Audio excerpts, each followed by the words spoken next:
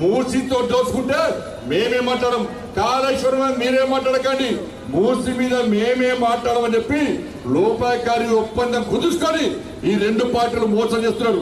నిజంగా కాంగ్రెస్ పార్టీకి BRS party మీద విచారణ చిత్తశుద్ధి ఉంటే డ్రగ్స్ కేసు ఏమైంది, ఫోన్ ట్యాపింగ్ కేసు ఏమైంది, కాళేశ్వరం కేసు అయింది, ఈ ఫార్ములా కేసు ఏమైంది, వాళ్ళ విద్యుత్ కొనుగోలు కేసు ఏమైంది, వాళ్ళ ఫామ్ హౌస్ కేసు ఏమైంది, ఏ ఒక్క చర్య సంఘటన మీద ఇలా బీఆర్ఎస్ చర్యలు తీసుకోవడానికి కాంగ్రెస్ పార్టీ సిద్ధం లేదు.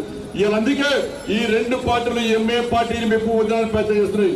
అరే ఎంఏ పార్టీ వాడికి గెలిచేవాడికి వీళ్ళిద్దరు జోకర్లు, వీళ్ళు మాకు సొమ్ము వేయడానికి సిద్ధం అని చెప్పి ఈ రెండు పార్టీల నుంచి ఎంఏ పార్టీ వాడు నవ్వుకుంటాడు. ఇక ఎంఏ పార్టీ వాడు దేశం అంతా పోటీ చేస్తాడట, బీజేపీని ఓడగొట్టడానికి దేశం మొత్తం తిరుగుతున్నాడు, కాళ్ళకు బల్పం పెట్టుకొని తిరుగుతున్నాడు బీజేపీ అని చెప్పని బీహార్ కూడా పోటీ చేస్తున్నాడు. అరే మా జుబ్లీస్ లో తుర్కోల ఓట్లు ఎక్కువ నేను విరవిగా ఎంఏ పార్టీ ఇలా జుబ్లీస్ లో ఎందుకు పోటీ చేస్తున్నదో ఎంఏ పార్టీ స్పష్టం చేయాల్సిన అవసరం ఉంది. నీకు దమ్ములేదా, నీకు చేతనైతేదా?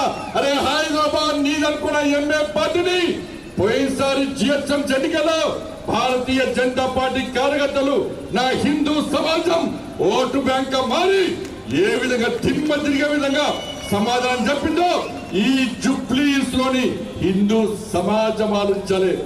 ఇలా ఎంఏ పార్టీ ఇలా దోబుట్లవుతుందన్న.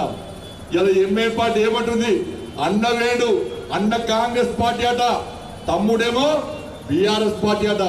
అన్న వేడు అన్న వైకి రేవంత్ రెడ్డి కలిసిడు, అన్న అన్న అన్న మా తమ్ముడిని కేసీఆర్ పిలిచిందట, 200 కోట్లు ఇస్తానని బీఆర్ఎస్ పార్టీ సపోర్ట్ చేస్తే మరి నువ్వేమి ఇస్తావన్నట్టే నేను దోస్తావు కవడిస్తా అని చెప్పి అన్న వైకి రేవంత్ రెడ్డి సంకలనం వచ్చిండు.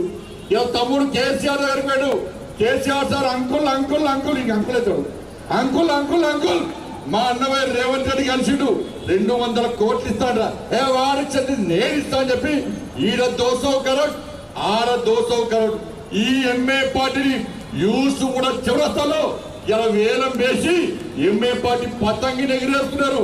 ఎంఏ పార్టీ పతంగిని ఎగిరేస్తే దారం ఒక్కటే ఉంటది, కానీ ఎంఏ పార్టీ ఒక దారం రేవంత్ రెడ్డికి ఇచ్చుడు, ఇంకో దారం కేసీఆర్కి ఇచ్చుడు, గుజ్జేది గుర్తున్నారు. అలా బీఆర్ఎస్ పార్టీ పే చేసి బీజేపీ పే చేసింది ఆ గతానికి పక్కా తెగొడతాం. ఈ జుబ్లీస్ లో బీఆర్ఎస్ పార్టీ కాంగ్రెస్ పార్టీ సంఘటనతో చూడడానికి ఇలా భారతీయ జనతా పార్టీ కార్యకర్తలు సిద్ధంగా ఉండాలని చెప్పి అందుకే హైడ్రా తీసుకొచ్చింది. ఇలా బీఆర్ఎస్ తోడు చేసాడు 10 సంవత్సరాల్లో అలా సల్కాం చెరువులో ఎంఏ పార్టీ వాడు కార్యాలయాలు కట్టుకుంటే ఇలా కబ్జాలు చేసి కార్యాలయాలు కట్టుకుంటే వ్యాపారం చేస్తే వాటితో పార్ట్నర్షిప్ పెంచుకొని బీఆర్ఎస్ పార్టీ పొట్టు పైసలు చంపారు. ఇవాళ కాంగ్రెస్ పార్టీలు కూడా ఇలా పెద్దమ్మ గుడిని మర్చిపోకుండా బీజేపీని గెలిపేది, పెద్దమ్మ గుడి నిర్మాణం ఎట్లా జరగదో మేము చూస్తాం. అదే కాంగ్రెస్ పార్టీ గెలిపిస్తే ఆ పెద్దమ్మ గుడికి సంబంధించిన 11 ఎకరాలు ఎంఏ పార్టీకి రాసేయడానికి ముందస్తు అగ్రిమెంట్ జరిగిన విషయాన్ని జుబ్లీస్ నియోజకవర్గం గుర్తుంచుకోవాలి. అందుకే భారతీయ జనతా పార్టీని గెలిపించండి అన్నా జుబ్లీస్ అడ్డా.